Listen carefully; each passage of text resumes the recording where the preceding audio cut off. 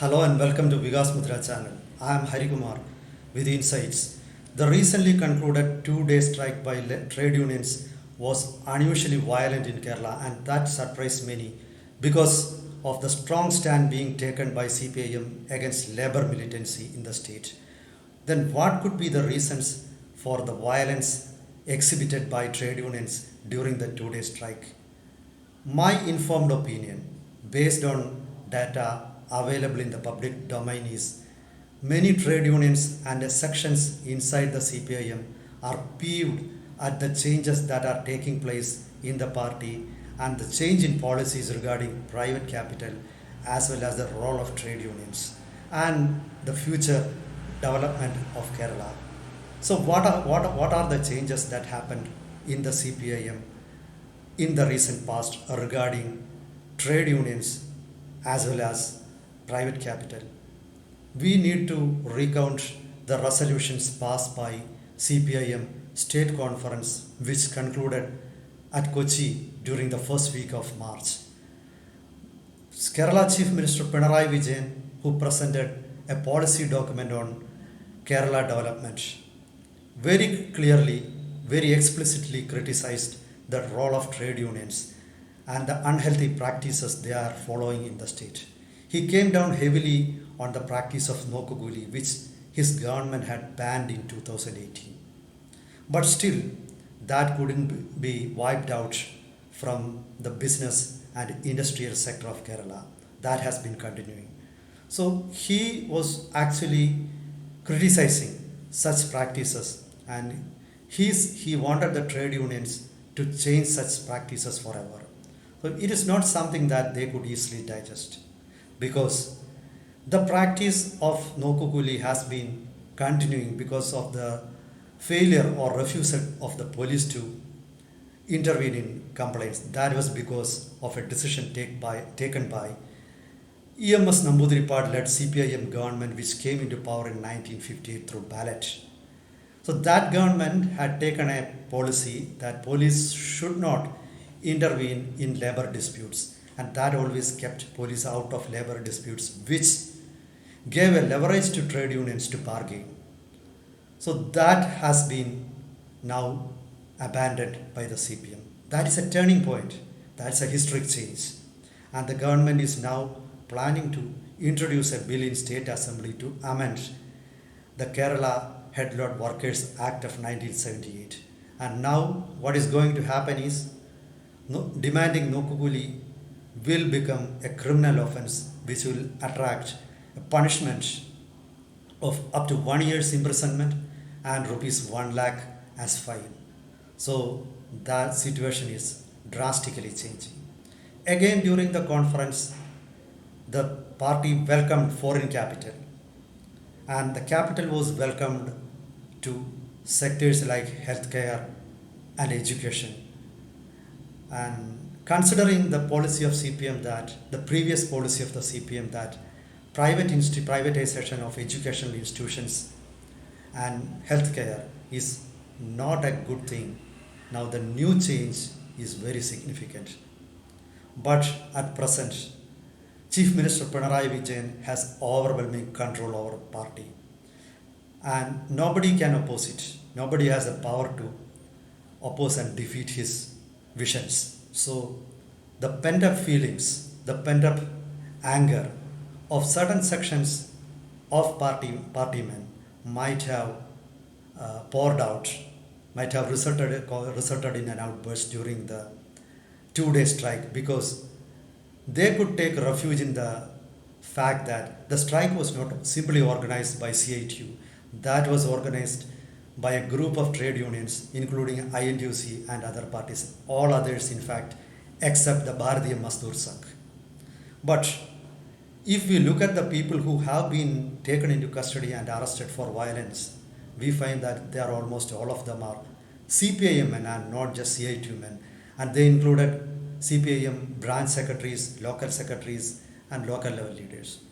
Now let us discuss about the change in development perspective of CPIM. Right from 1956, when it was the Communist Party, the United Communist Party, the agenda of the Communist CP was building a new Kerala. Incidentally, Pinarayi Vijayan's slogan of building a new Kerala is not his own. That has been there right from 1956. The first communist government in Kerala, led by EMS Namboodiripad, brought in anti-eviction law and helped the tenants retain their land and prevented the eviction of tenants from their land.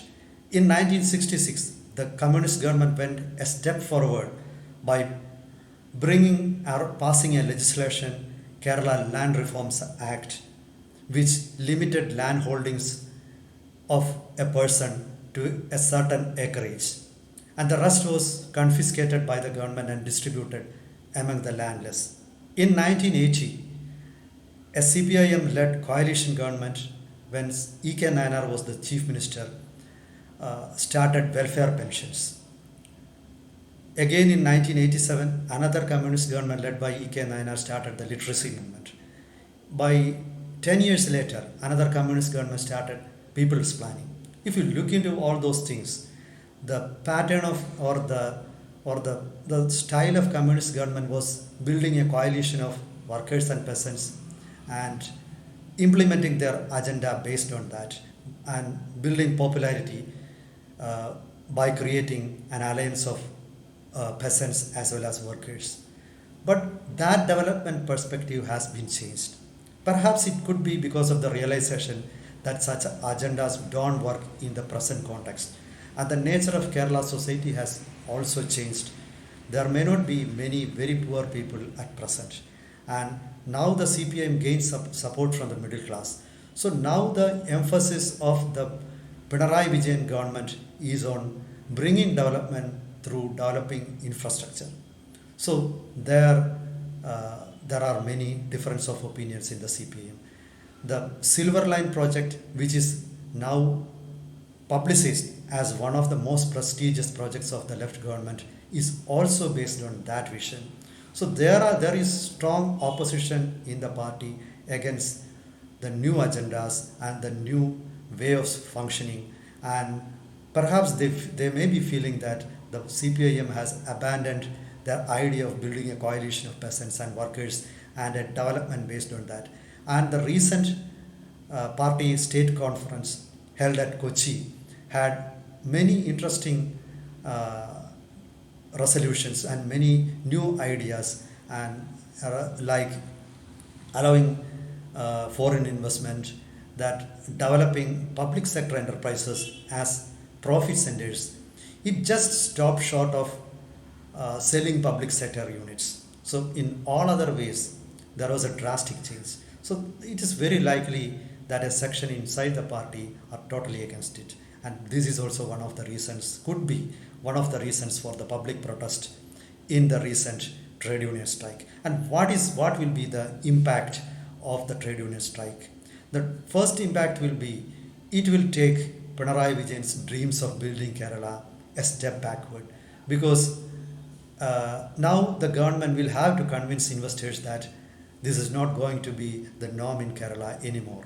So the trade unions have succeeded by expressing their anger in a violent way, that in sowing seeds of doubts in the minds of people that whether the state will go back to the old days of labor militancy.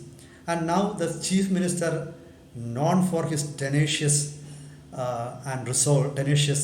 resolve, has now responded by again conducting or again interacting with the US emissary, US consul at Chennai, about investments, possible investments in the higher education sector. And the state health minister Veena George has also held discussions with the US consulate regarding the cooperation of US in changing the health sector of the state. So the state government knows very well that the current situation in the health sector as well as higher education sector is not exemplary, is not very good. So now the government has shown its resolve, has reiterated its resolve. The chief minister has indicated that he is not going to back out from his resolve, and let us see how the trade unions will respond in the coming days. Till then, goodbye and meet you with another topic next time. Namaskaram.